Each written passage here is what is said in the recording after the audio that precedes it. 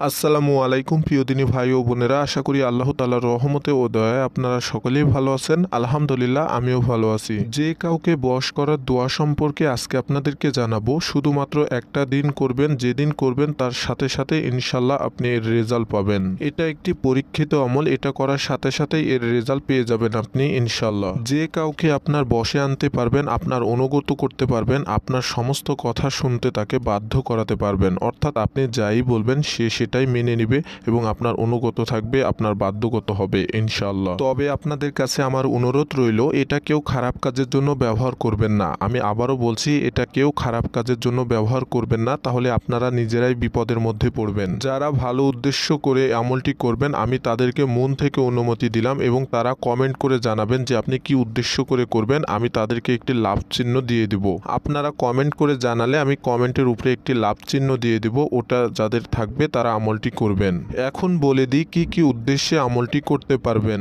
সর্বপ্রথম, আপনি কাউকে ভালোবাসছেন বা আপনাকে কেউ ভালোবাসছে, আপনাদের রিলেশনটা অনেক দিনের, হঠাৎ করে সে আপনার সাথে কথা বলতেছে না বা আপনাকে আগের মতো ভালোবাসছে না বা তার বিবাহ করার কোনো উদ্দেশ্য নাই, সেক্ষেত্রে কিন্তু আপনি এই আমলটি করতে পারেন। অর্থাৎ অনেক দিন রিলেশন থাকার পরে সে এখন আপনাকে অস্বীকার করে বা আপনাকে বিয়ে করতে চায় না, আপনার কাছ থেকে দূরে সরে যাওয়ার চিন্তা ভাবনা করতেছে, সেক্ষেত্রে আপনি তাকে বিবাহ করার জন্য, বিবাহ করার নেক উদ্দেশ্য করে এটা করতে পারবেন। দ্বিতীয় নম্বর হচ্ছে, স্বামী স্ত্রীর মধ্যে মিল মহব্বত নাই, এজন্য এটা করতে পারবেন। স্ত্রীকে রেখে স্বামী চলে যাচ্ছে বা অন্য মেয়ের সঙ্গে সম্পর্কতে জোড়াচ্ছে, সেক্ষেত্রে স্ত্রী স্বামীকে এটা করতে পারবে, তাহলে আবার আগের মতো তাদের মধ্যে মিল মহব্বত, ভালোবাসা বৃদ্ধি হবে এবং স্বামী স্ত্রীর অনুগত হয়ে যাবে।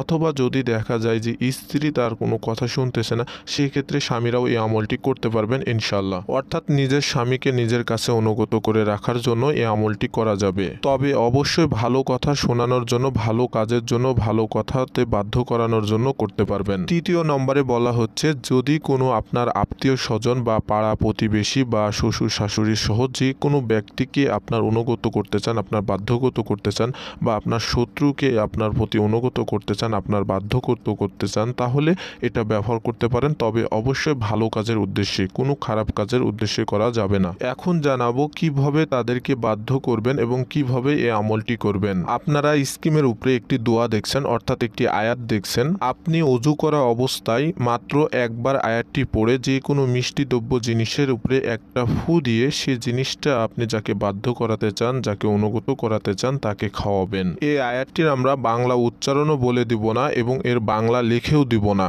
এটা আপনারা সুন্দরভাবে কোনো হুজুর সাহেবকে দিয়ে মুখস্থ করে নেবেন, নিয়ে এটার আমল করবেন। যারা আরবি পারেন আমি তাদেরকে বলবো, আপনাদেরকে তো কারো কাছে যেতে হবে না, সেক্ষেত্রে আপনারা কিন্তু কখনো এটা খারাপ কাজে ব্যবহার করবেন না। আর যারা আরবি পারবেন না, তারা যে কোনো হুজুরকে দিয়ে এটা পড়িয়ে নিয়ে একটা ফু দিয়ে নেবেন যে কোনো একটা মিষ্টি জিনিসের উপরে, তারপরে সেটা নিয়ে এসে আপনি তাকে খাওয়াবেন যাকে বাধ্যগত করতে চান। আমরা এই আয়াতটি বাংলা লিখিনি, যদি আপনাদের উচ্চারণ করতে সেটা ভুল হয়ে যায় এজন্য, এবং আমরা বলেও দিইনি যাতে আপনাদের ভুল হলে আমরা ধরতে পারবো না তার জন্য। তাই কোনো হুজুরের কাছ থেকে এটা শিখে নিলেই সব থেকে ভালো হয়, অথবা কোনো হুজুরকে দিয়ে এটা করিয়ে নিলে সব থেকে ভালো হয়। তবে আপনাদের কাছে আমার অনুরোধ রইল, এটা কেউ খারাপ কাজে ব্যবহার করবেন না, অবশ্যই নেক উদ্দেশ্য করে ভালো কাজে ব্যবহার করবেন। কি উদ্দেশ্য করে করবেন অবশ্যই কমেন্ট করে জানাবেন এবং এই ভিডিওটি ভালো লাগলে একটি লাইক করে ভিডিওটি শেয়ার করে দিবেন। দেখা হবে পরবর্তী ভিডিওতে। আসসালামু আলাইকুম।